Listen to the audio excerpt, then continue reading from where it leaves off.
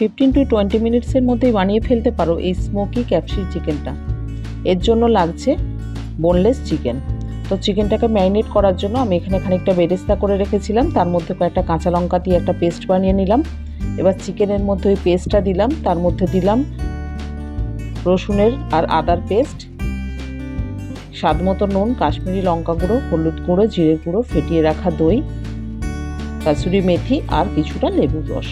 এই দিয়ে আমি চিকেনটাকে 2 ঘন্টার জন্য ম্যারিনেট করে রেখে দিলাম।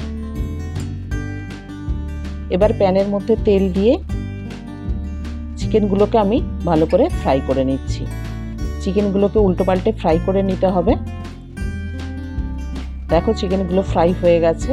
এবার আমি চিকেনগুলোকে সাইড করে নিলাম। চিকেনের স্মোকি টেস্ট আনবার জন্য আমার কাছে যেহেতু চারকোল ছিল না, সেই জন্য আমি ওভেনের ওপর একটা জাল বসিয়ে চিকেনগুলোকে রোস্ট করে নিলাম। এবার প্যানের মধ্যে তেল দিয়ে কিছুটা পেঁয়াজ আমি ফ্রাই করে নিচ্ছি। পেঁয়াজটা লাল লাল করে ফ্রাই হয়ে যাওয়ার পর তার মধ্যে আদা রসুন বাটা আর ম্যারিনেশনের সময় যে মশলাটা আমার বেঁচে ছিল সেই মশলাটা দিয়ে দিলাম। দিয়ে কিছুক্ষণ কষিয়ে নিয়ে দিয়ে দিলাম গরম জল। গরম জল দিয়ে একটু নাড়াচাড়া করে চিকেনের পিসগুলোকে দিয়ে দিলাম। এবার হালকা হাতে নাড়াচাড়া করে নিয়ে চিকেনগুলো এর মধ্যে দিয়ে দিলাম স্লাইস করে কেটে রাখা ক্যাপসিকাম আর কিছু পেঁয়াজ।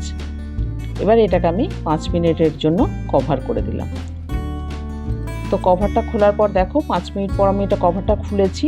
যেমন সুন্দর টেক্সচার এসছে তেমনি কালারটাও কিন্তু পারফেক্ট হয়েছে। তো রেডি হয়ে গেছে স্মোকি ক্যাপসি চিকেন।